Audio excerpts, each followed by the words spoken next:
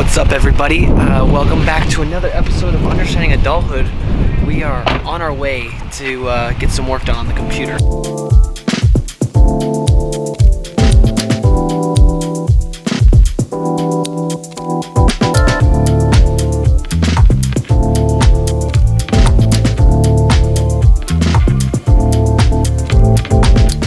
We are at the drive-through postal office. It's actually super convenient just to be able to drive through.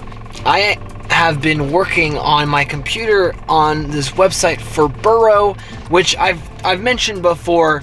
But here's an interesting thing. I am working on getting press articles onto their website and just kind of them in the media. And one article is actually from Reddit, and it's not really an article, it was just something that came up on Reddit. And it's actually kind of ridiculous, and it's more hilarious about the actual comments after the original post on Reddit. So there's actually a subreddit that has 115,000 subscribers, all on grilled cheese. That's a lot of people that care about grilled cheese, which is totally fine. But somebody posted a photo of a sandwich that Burrow Cheese Kitchen, the client that I'm working with, online here. And people blew up about whether this sandwich that is filled with mac and cheese is a grilled cheese or if it's a melt. I have no idea what the difference of those two things are. Let me know in the poll if it's a melt or a grilled cheese. But the comments are what's so fascinating to me. It all started when somebody commented, "Nice macaroni melt you have there." And then later on it goes, "Looks delicious, but it's not a grilled cheese." And then people start commenting as if they say that they are a grilled cheese lawyer or a grilled cheese defense attorney at law.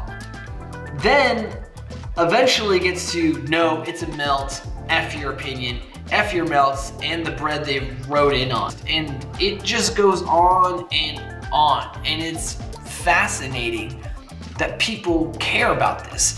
I don't care, which makes it funny, but there are other things in life that I do genuinely care about and can get emotionally attached on the internet.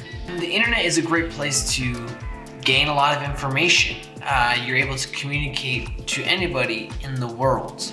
But in other ways, it can be distracting where we don't actually take care of the reality of our worlds because we're too busy criticizing other people's fake realities on the internet. A book that I'm reading currently is Michelle Obama's book, Becoming, which is an autobiographical memoir of her time growing up, as well as her time in the White House and on the presidential campaign. And one of the things that really stuck out to me was the amount of scrutiny she got as a person and how she presented herself, especially when Barack Obama was first running for president.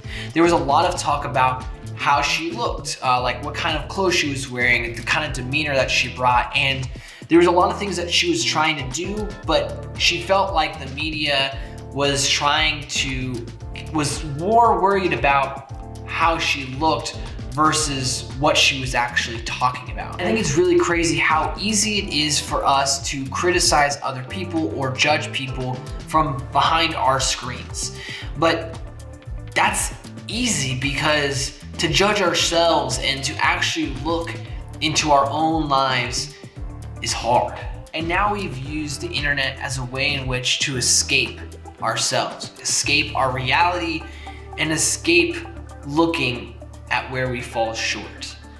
So instead, we'd rather post our best and show off to the world via social media and other parts of the internet, and then criticize other people so that we can maybe feel a little bit better about our own lives. Now, I'm not saying that everything on the internet is bad and that everybody's always criticizing all the time. I think there's a lot of great things on the internet. I hope that what I put out here on the internet is good, is that I can share my life, that I can be genuine with you guys. And I appreciate you guys very much for watching my video and listening to my podcast and reading random statuses and tweets and other stupid things that I put up.